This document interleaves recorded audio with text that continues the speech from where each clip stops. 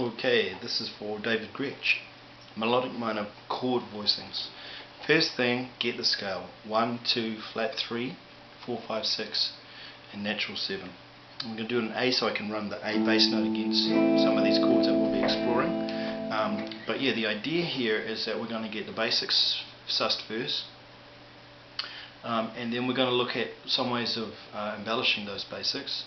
And hopefully this won't even be too tricky to apply pretty much straight away to like a chordal vamp or something, you know, like maybe if a tune sits on a melodic minor sound, minor major 7, minor major 9, minor major 6, 9, minor major 11 type chord, or even just a minor triad where you know that the 7th isn't going to be a flattened 7th but rather a major 7th, and you know you can get away with these sounds. Anything like that. So hopefully that's where we're going to be able to use it. So first thing is get to know the scale. Know the scale degrees, know how to play it on your instrument, know how to play it in a whole lot of ways that aren't necessarily even, you know, specific to your instrument, or know how to hear it. Sorry, yeah, know how to, you know, so be able to sing it.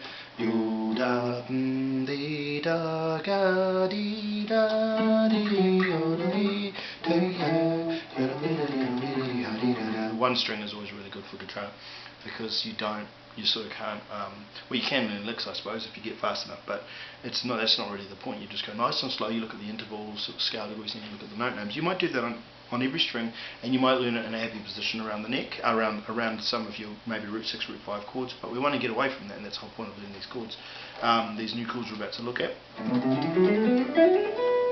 That's kind of how I play it, I suppose. That's one way, but I don't really restrict myself anymore, so maybe I learnt it 3 notes per string,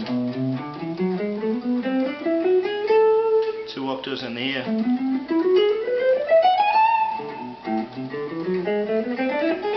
and then maybe even under around the chord, like just along the chord, starting with my 2nd finger there. Not necessarily 2 octaves, but just more around the chord, under the chord. And there's still your tonic there, but it's underneath that voicing, you know. It's more along that voicing, and then maybe around the chord down here, root 6.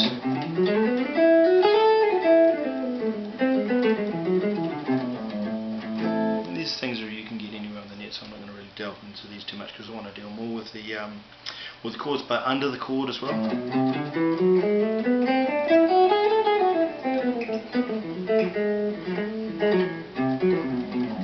Okay, now in addition to learning patterns and learning melodies and writing your own music, composing with this scale sound, and just jamming over it like static vamping, you know.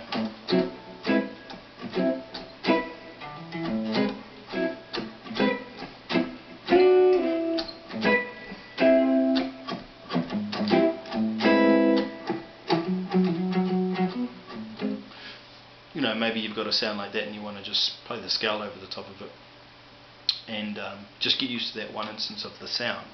Apart from that, I urge you to learn the triad chords. So that's the first thing, Dave, I suppose, is to get the triad chords happening all over the neck, man, and in as many ways as you possibly can that make sense and that are usable to you. So this is the first way I'm going to do it.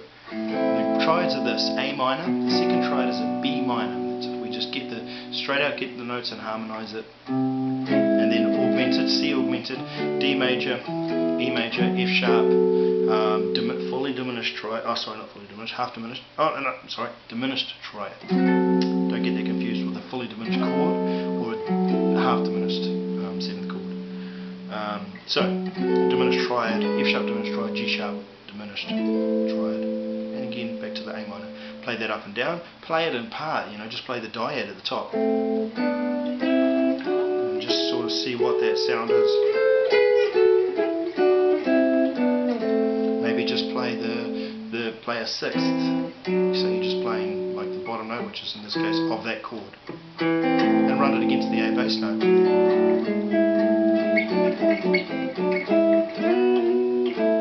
Oh, sorry, what we're doing.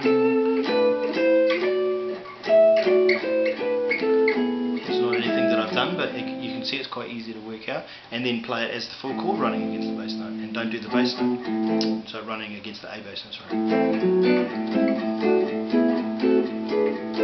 And you'll get some really cool comping ideas. Back to that comp.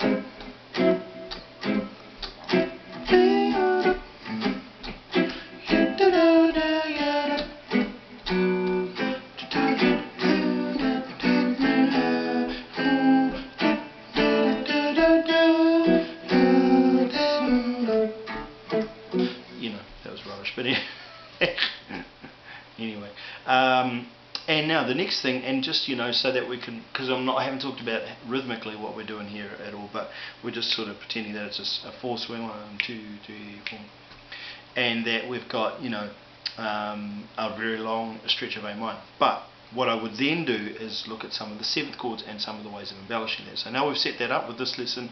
Next lesson we're going to look at all those embellishments in the 7th chords.